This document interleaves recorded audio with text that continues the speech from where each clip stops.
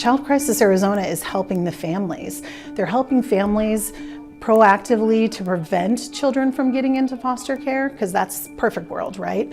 They're helping foster care parents to make sure that they have all the tools they need to help them through this difficult time. A grateful foster parent, Catherine met, fostered, and ultimately adopted her son through the help of Child Crisis Arizona, which has been providing programs and resources for parents, as well as providing a safe environment free from abuse for the Valley's most vulnerable children for the past 47 years.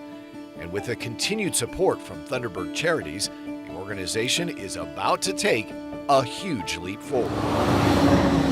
We wanted a center that was bright, it was light, it was bold, colorful. We wanted them to feel good about being here. So there's going to be like stars and constellations. CEO Tori Taj is absolutely pumped to take Child Crisis Arizona to the next level.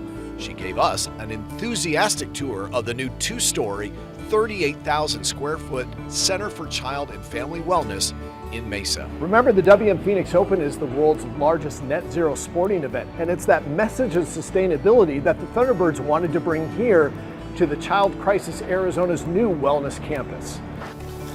We are going to be a net zero building, and Thunderbirds is why. They are supporting the solar power so that we can be net zero. So we're really excited about sustainability, not just financially for the organization, but for future generations, and to really send a message that this is important. The $25 million facility is scheduled to be open by the summer, expanding their reach and services to even more children in need, all due to strong community support from the Thunderbirds. So don't just feel good about having fun at the tournament. Know that everything that you're doing is flowing through them to make a difference to Child Crisis Arizona. And as Sean mentioned, that Totally Green Wellness Campus is set to be fully operational by this summer, helping even more kids in need. All right, let's continue our WM